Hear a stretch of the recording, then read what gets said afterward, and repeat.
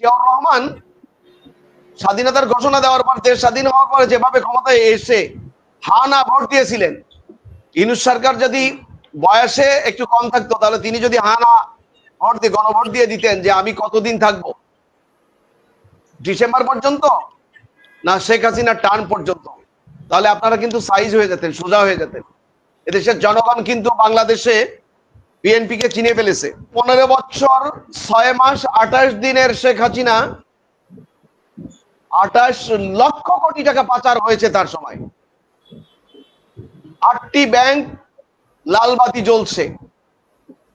আল্লাহ তাআলার পক্ষ থেকে আল্লাহ তাআলা ডক্টর প্রফেসর ইউনূস সাহেবকে বাংলাদেশের জন্য হয়তো বা নিয়ামত হিসেবে দান করেছেন। তাহলে আওয়ামী লীগের অপমৃত্যু না, কবর রচিত হয়েছে এবং এই আওয়ামী লীগের নাম নিয়ে কেউ মিছিল করাও সম্ভব হতো না। বাংলাদেশের জন্য সবচেয়ে শত্রু রাষ্ট্র, দুষ্ট রাষ্ট্র, ধ্বংস কামনা করা রাষ্ট্র, ধর্মের ভিত্তিতে বলেন আর প্রতিবেশী হিসেবে বলেন, যে দেশটি এদেশের শিল্প প্রতিষ্ঠান, এদেশের শিক্ষা ব্যবস্থা, এদেশের অর্থনৈতিক সমৃদ্ধি কোন ক্রমেই চায় নাই। এবং আমি মনে করি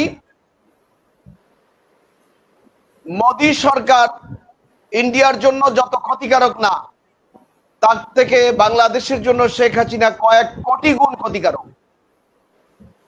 ইন্ডিয়ার জন্য মোদী কোন টাকা পাচার করেছে এর কোন ইতিহাস আমরা কোন পত্রিকা অনলাইনে কোথাও দেখছি না। কিন্তু 15 বছর 6 মাস 28 দিনের শেখ হাসিনা 28 লক্ষ কোটি টাকা পাচার হয়েছে তার সময়। 8টি ব্যাংক লালবাতি জ্বলছে। আল্লাহ তাআলার পক্ষ থেকে আল্লাহ তাআলা ডক্টর প্রফেসর ইউনূস সাহেবকে বাংলাদেশের জন্য হয়তো বা নিয়ামত হিসেবে দান করেছেন, রক্তের বিনিময়, জীবনের বিনিময়। আমি এতটুকু বলতে চাই আওয়ামী লীগের ব্যাপারে মূল কথা। আমি আপনাদের কাছে অত্যন্ত ব্যথিত মনে একটি কথা বলতে চাই, দেখাতে চাই।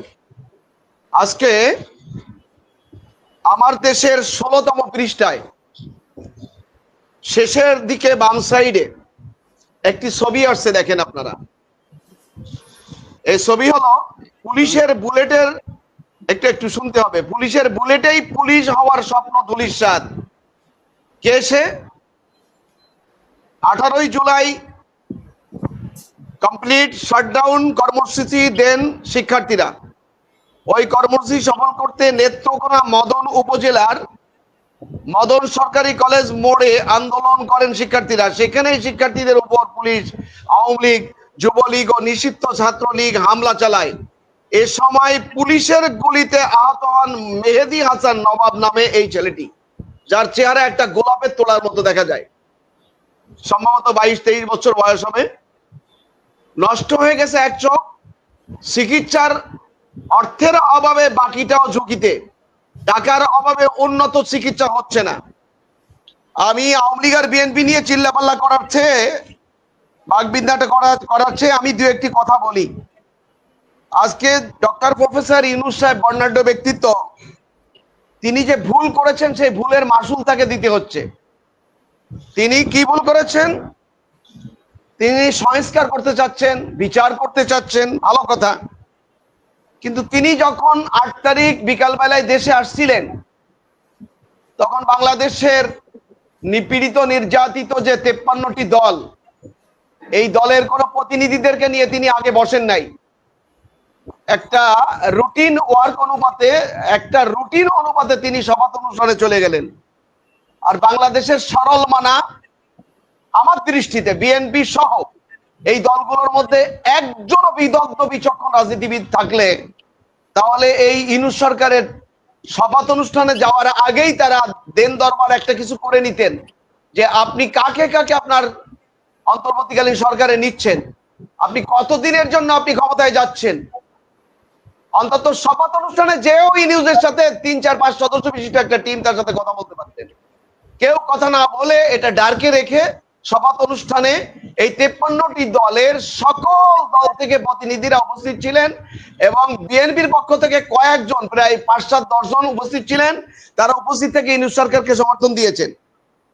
ইউনূস সরকারের যে ভুল, আমাকে একটু সময় দিবেন মেহেরবানি করে, সে ভুলটি হলো তিনি যদি এই 5 তারিখে পতনের পর থেকে তার সাথে ছাত্রদের সাথে যে লিঙ্ক ছিল, যোগাযোগ ছিল ছাত্রদের প্রতিনিধিদের সাথে, ইউনূস সাহেব যদি বুঝতেন যে আওয়ামী লীগের 20% 22% বা আরো কম বেশি ভোট যা আছে জনগণ আছে, এটাকে বাদ দিয়ে 80% জনগণের ম্যান্ডেট আমার নিয়ে দেশকে পরিচালনা করতে হবে 6 মাস, 1 বছর, 2 বছর, 4 বছর, যা চালাই আমি চালাবো, তাহলে তিনি বিএনপির কাছে চাইতে পারতেন যে আমাকে আপনারা বিদগ্ধ বুদ্ধিজীবী সাবেক আর্মি অফিসার আপনাদের দল থেকে মনোনীত করে 3 থেকে 4 জনের নাম দেন।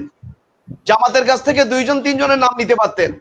প্রত্যেক ছোট দল থেকে একজন একজন প্রতিনিধি নিয়ে তিনি যদি আজকে অন্তত 30 জনের একটা উপদেষ্টা পরিষদ করতেন, তাহলে আওয়ামী লীগের বিএনপি সহ কেউ আজকে ইউনূসকে বিতর্কিত করতে পারতেন না। এটা হলো ইউনূসের কোন এজেন্সি যদি আমার এই কথা জনাব ইউনূস সাহেব শুনে থাকেন, তাহলে তিনি বুঝবেন যে তিনি কত বড় ভুল করেছেন। তিনি কিসের সংস্কার করবেন, কিভাবে করবেন? তার তো 24 ঘন্টা ঘুম হচ্ছে না, যে বিএনপির যে প্রেসার, এই প্রেসার পেয়ে তিনি ঘুম বন্ধ হয়ে গেছে তার। তিনি রুটিন ওয়ার্ক, তিনি ডেস্কে যে ফাইল নিয়ে কাজ করবেন, এই কাজ কিভাবে করবেন, কিভাবে করবেন? তিনি এই সংস্কার তিনি করতে ব্যর্থ হবেন। তার কারণ হলো তিনি কোন দলের প্রতিনিধিদেরকে তার সাথে নেন নাই। আমি আরো কয়েকটি কথা বলতে চাই। আমার আগে ডক্টর সম্ভবত বিপি ইব্রাহিম সাহেব অনেক কথা বলেছেন, খুব মার্জিত ভাষায় কথা বলেছেন, তাকে আমি ধন্যবাদ জানাই। দল করলে দলের দৃষ্টিকোণ নিয়ে কথা বলতে হয়। আমাদের মতো পাগল ছাগল তো বাংলাদেশে 2-4 জন আছে, এই জন্য আমরা কথা বলি, কোনো প্ল্যাটফর্মে আমাদের পক্ষে সহযোগিতা আসে না। তিনি অনেক কথা বলেছেন, দেশের মানুষের মতামতের গুরুত্ব দেওয়া দরকার। তাহলে এখন আমি ইউনূস সরকারের পক্ষ নিয়ে, ডক্টর প্রফেসর ইউনূস সাহেবের পক্ষ নিয়ে যদি বলি যে জনাব মরহুম জিয়াউর রহমান স্বাধীনতার ঘোষণা দেওয়ার পর, দেশ স্বাধীন হওয়ার পরে যেভাবে ক্ষমতায় এসে হা না ভোট দিয়েছিলেন, ইউনূস সরকার যদি বয়সে একটু কম থাকতো, তাহলে তিনি যদি হা না ভোট দিয়ে গণভোট দিয়ে দিতেন যে আমি কতদিন থাকবো, ডিসেম্বর পর্যন্ত না শেখ হাসিনার টার্ম পর্যন্ত, তাহলে আপনারা কিন্তু সাইজ হয়ে যেতেন, সোজা হয়ে যেতেন। এদেশের জনগণ কিন্তু বাংলাদেশে বিএনপি কে চিনে ফেলেছে। আমি বিএনপির ঘরের লোক হয়ে কথা বলছি, কারণ ইতিমধ্যে জনাব তারেক রহমান সাহেবের নেতৃত্বে তদন্ত সাপেক্ষে গত মাস পর্যন্ত বিএনপি থেকে যারা বহিষ্কৃত হয়েছে তাদের সংখ্যা 2500, এখন সম্ভবত 2800 থেকে 2900 হয়ে যাবে। এর দ্বারা প্রমাণ হয় যে বিএনপির এই দলে যারা বহিষ্কৃত হয়েছে তারা নিশ্চয়ই কোনো না কোনো অপরাধের সাথে জড়িত। এনাম সাহেব আমাকে সময় দিবেন। এরপরে ইউনূস সাহেব যদি, আমি আর 2 মিনিটে শেষ করি। ইউনূস সাহেব যদি বেরোয় যেতে হয়, 84-85 বছর বয়সের একজন মানুষ, তাকে যদি নিষ্কৃতি পেতে হয়, তাহলে তিনি কি নির্বাচন ছাড়া বিকল্প কোনো পথ আছে তার হাতে? তিনি কি ক্ষমতা নিয়ে জাতীয় ঈদগাহ ময়দানে ছেড়ে দিয়ে রাতের অন্ধকারে পালায় চলে যাবেন? নির্বাচন ছাড়া বিকল্প কোনো পথই নেই তার। অতএব নির্বাচন নিয়ে আমরা জিকির করে আমাদের নিজেদের অস্তিত্ব নিজেদের প্রশ্নবিদ্ধ করছি। আমি যেহেতু একজন আহত ব্যক্তির ছবি দেখিয়েছি, এ ব্যাপারে আমার একটা মন্তব্য করে আমার বক্তব্য শেষ করতে চাই। আমার অনেক নোট ছিল, কথা বলতে পারবো না যেহেতু সময় দিবেন না। বাংলাদেশে যদি 2200 স্টুডেন্ট ছাত্র জনতা শহীদ হয়, একটা মানুষের জীবনের কত মূল্য, যে ফ্যামিলির থেকে যারা শহীদ হয়েছে তারা ভালো বোঝে। আমরা তো নির্বাচন নিয়ে ব্যাকুল হয়ে গেছি, আর ইউনূস সাহেব তো সংস্কার নিয়ে ব্যাকুল হয়ে গেছে। আমার প্রশ্ন হলো, 2200 ছাত্র জনতা যারা শহীদ হয়েছে, 24 জন রিক্সা চালক শহীদ হয়েছে, 33 জন গার্মেন্টস শ্রমিক শহীদ হয়েছে, এই শহীদদের পরিবার কিভাবে চলছে এ ব্যাপারে বিএনপির কোনো ভূমিকা ছিল কিনা, আছে কিনা, দায়িত্ব ছিল কিনা, প্রশ্ন রেখে গেলাম যারা বিএনপির শ্রোতা দর্শক তাদের কাছে এবং যারা আলোচক তাদের কাছে। আমার প্রস্তাব ছিল, আরো 2টি টকশোতে আমি এই বিজয়ের পরে বলেছি, 2200 ছাত্র জনতা যারা শহীদ হয়েছে, ওই পরিবারের কেউ কেউ একক আয় উপার্জনকারী ছিলেন, তাহলে এদেরকে প্রত্যেক পরিবারকে যদি 50 লাখ টাকা করেও দেওয়া হতো, তাহলে মাত্র 2200 স্টুডেন্টদের জন্য মাত্র 1100 কোটি টাকা লাগে, 1100 কোটি টাকা লাগে। 3500 ছাত্র জনতা যারা আহত হয়েছে, এই চোখের চিকিৎসা মেহেদী হাসান নবাবের মতো, তাদেরকে যদি মাত্র এভারেজ 1 লাখ, 2 লাখ, 3 লাখ, 5 লাখ পর্যন্ত দিয়ে এভারেজ যদি গড়ে যদি 3 লাখ টাকা করে তাদের চিকিৎসা ভাতা দেওয়া হতো, তাহলে টাকার প্রয়োজন হয় 1050 কোটি টাকা। সব মিলিয়ে 2200 কোটি টাকা আসে, 2150 কোটি টাকা আসে।